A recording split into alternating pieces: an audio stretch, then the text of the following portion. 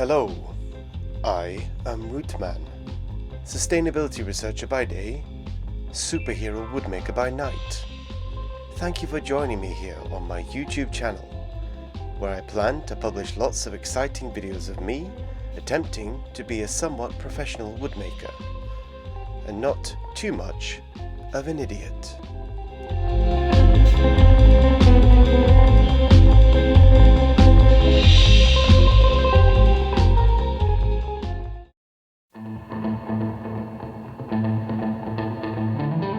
So for my first build, I came up with an idea for a pedestal that I could put people on. Just kidding, it's for plants and flowers and other beautiful things. Maybe people, who knows.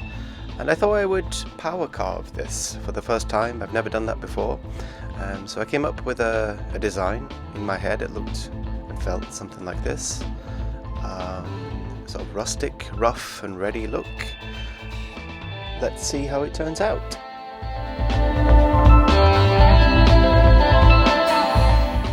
Of course, the starting point for this, like any other project, is to go to the flattener, I think it's called, and try and flatten one side of the black American walnut that I'm using.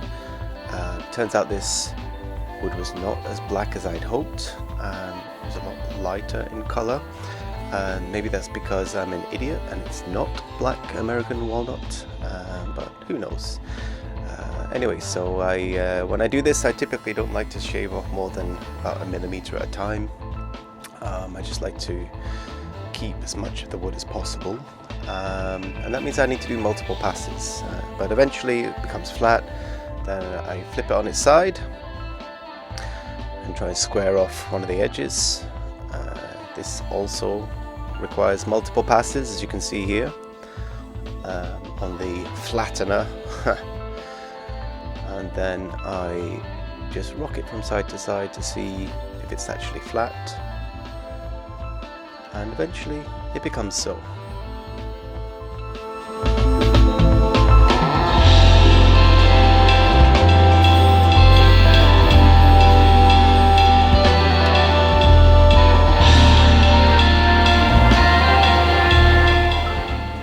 After I was finished with the flattener, I thought I would spend some quality time with the girth reducer. And that's of course a machine that reduces the girth of your wood as you enter it into the slot. And I found that I had some shorter sort of offcuts from a previous project that I thought would be nice to use here. They're of a slightly different tone. So they show up at the end, which I think is a nice feature. I'll let you make up your mind. But yes, here you can see me getting very proficient with the girth reducer, wood flying in and out like no man's business.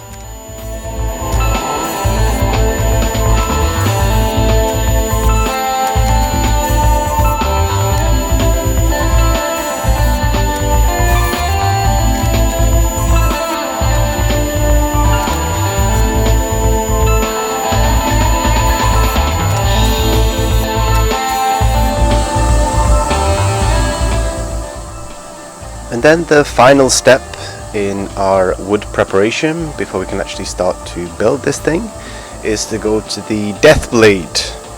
Yes, that's right, the death blade. Okay, so I think it's probably right to admit at this point that I don't really know the names of all the machines. But I can say about the death blade, I've had multiple nightmares about this machine, which has a sort of spinning blade exposed to all kinds of fingers, toes, wrists, limbs, even chins if you're that way inclined. Here you can see me just squaring off the final edge. So we've got 3 edges at this point, or up until this point, that are hopefully nice and flat and parallel and square, and then the final one is just cut to width.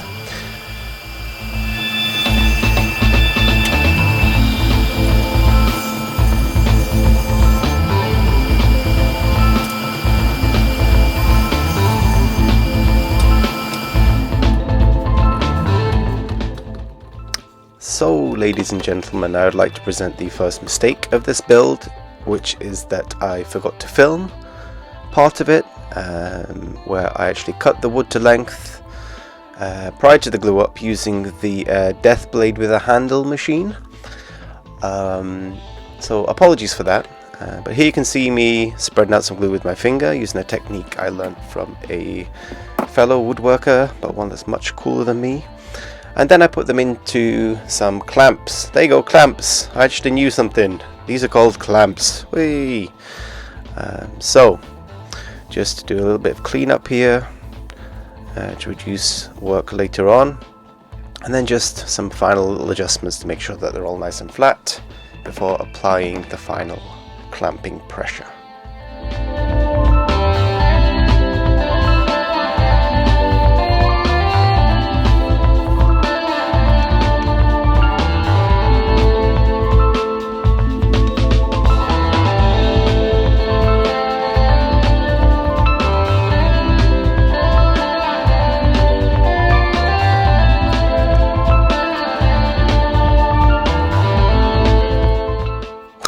Oh, sorry, I nodded off there for a second. Yeah, where are we? Here you can see me gluing up the stem, which consists of multiple blocks that I'd hacked up using the death blade with a handle machine. This looks a little bit like some kind of Minecraft effigy. And this is just basically before I start the power carving. I could have rounded these off, I guess, to make it a little bit less work, but I couldn't be bothered, so there you go.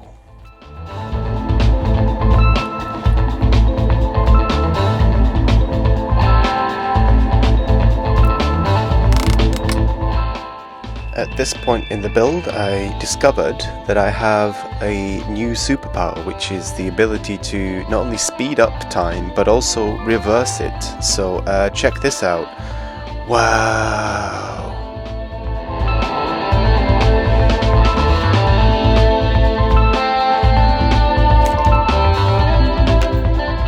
Oh, this takes so long. I've been working on this now for days, without food, water, or any kind of other nutritional sustenance. And at this point I'm just thinking, when do I get to do the fun part, which is the power carving? So here you can see me trying to figure out how to glue the base and the top side of the table to the stem, and I'm just sort of trying to mark this out with tape and make sure it's all nice and square, even though this should ideally not be the most sort of precise thing that I've ever built, but yeah, nonetheless, this was taking so long. Okay, so here you can see me doing the final stage of the glue up, attaching the stem to the base and the top, and having clamped this to the corner of the table, I was concerned that the inside would not be clamped as it should be.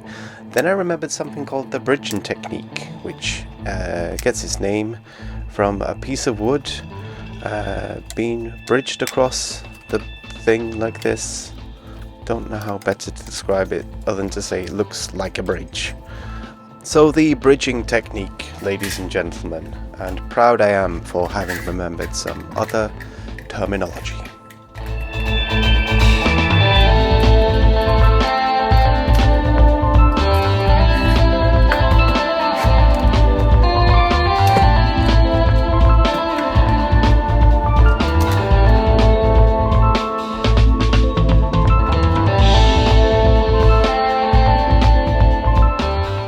Hallelujah indeed, because we finally got to the bit that I've been looking forward to for some time now, which is the carving, where I get to use my bumpy grinding machine with a special attachment on it, which is specifically for power carving wood.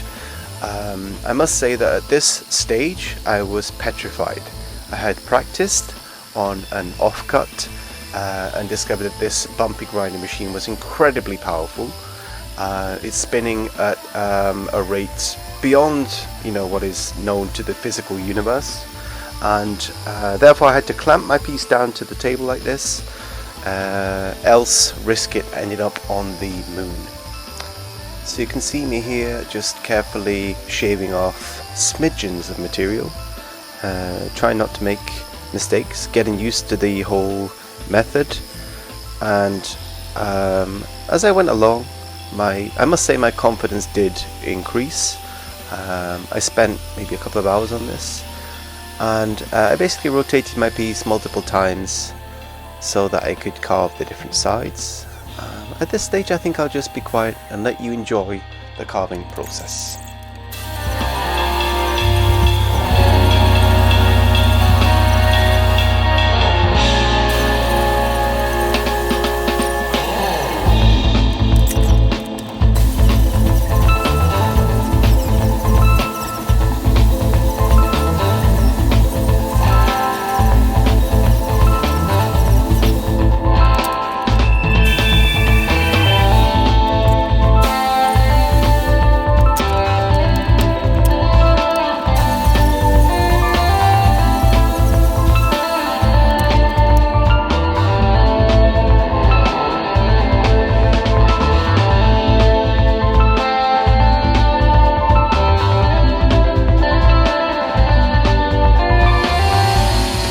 Into the final stages now, so it's on to do some sanding. I'm not sure about you if you're a woodworker, but I personally think that sanding is the most boring thing in the world, especially with this piece, which had lots of sort of carved nooks and crannies to get the sander into. And typically when sanding I do get a little bit bored and my mind does tend to wander slightly. So I started to think about the Rootman, the so-called superhero woodmaker, and I started to wonder, what kind of superhero is he exactly? Perhaps he is some kind of caped crusader who, with a hammer and chisel, commits random acts of benevolence to spread love and joy throughout the world. Or perhaps he defeats villains with his wonderfully monotone voice. Or perhaps he spreads things of a less savoury nature around the world. We'll just have to wait and see, I guess, for a future episode. Easter egg! Anyway, enough philosophizing for one day.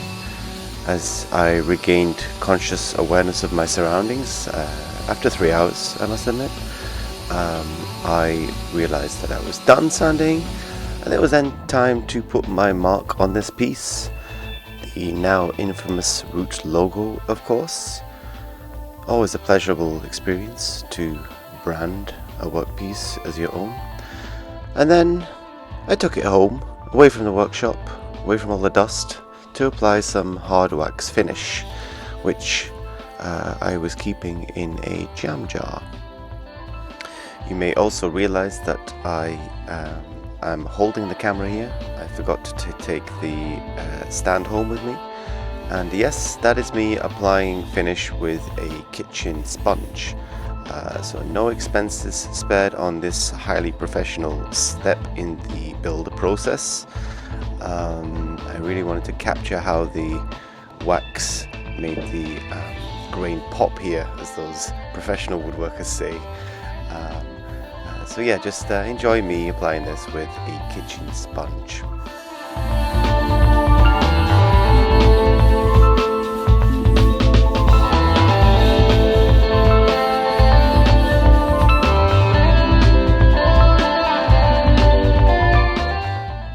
So here's the piece fully waxed. I worked in that wax with a bit of elbow violence, removing some excess, and then I left it overnight to dry, of course, before I moved it into some new surroundings. So here you can see it, the final finished piece, and I must say that at this point I was feeling pretty damn pleased with myself. I like the way it turned out, and I sent a picture from roughly this angle to a friend. She said it looks like a cobra, hence the name Cobra Pedestal. Here is Cobra Pedestal being Cobra Pedestal. Thank you so much for being here, and we'll see you next time.